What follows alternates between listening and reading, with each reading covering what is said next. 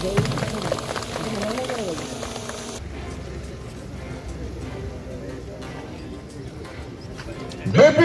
long live! BPN long live! BPN long live! Hanggang mamay lang ilong! Hanggang mamay lang ilong! BPN long live! BPN long live! Hanggang mamay lang ilong!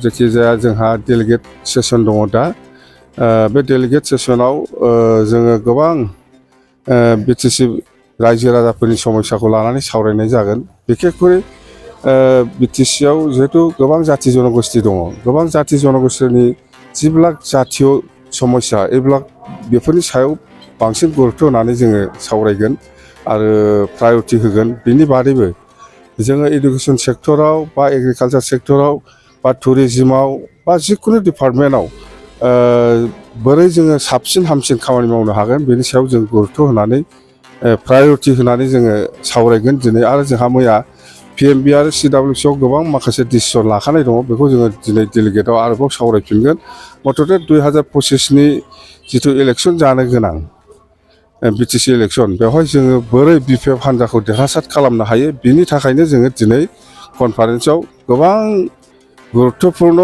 समस्याफोरनि सायाव जोङो सावरायगोन मथथे जोङो जिखिनि नुदों दिनैनि दिनाव इउपिपिएलआबो हारसिं गेलेगोन होनदों बिजेपिआबो हारसिं गेलेगोन होनदों कंग्रेसआबो हारसिं गेलेगोन होनदों ओंखायनो जोंबो बिपिएफआ हारसिंनो गेलेगोन आरो जोंनि बिपिएफआ बेवहाय लाबालाब जासिनगोन होननानै आङो फोथायनाय दङ सार आर'जलाइ जिखिनि टिकेटनि आर'जलाइ गथायनाय बे टिकेट बिनायनि जिथु थारिख बियो 31 जानुवारिसिमानो लास्ट जोंना आरो जों जेसेबां मिथिगौ एप्रिलनि गेजेरावनो इलेक्सन जागोन होननानै जों मिथिगौ मथथे समा बारा गैला बिपिएफ हान्जाया देरहासार जागोन जिखुनु जाया दिनैनि दिनाव गोबां दैदेनगिरिफ्रा गुगागासिनो सार नोंथांनिफ्राय जोंनिफ्राय रावबो लिडार गुगायाखै बे गुगानानै थांदोंब्लाबो बे फैफिनदोंसो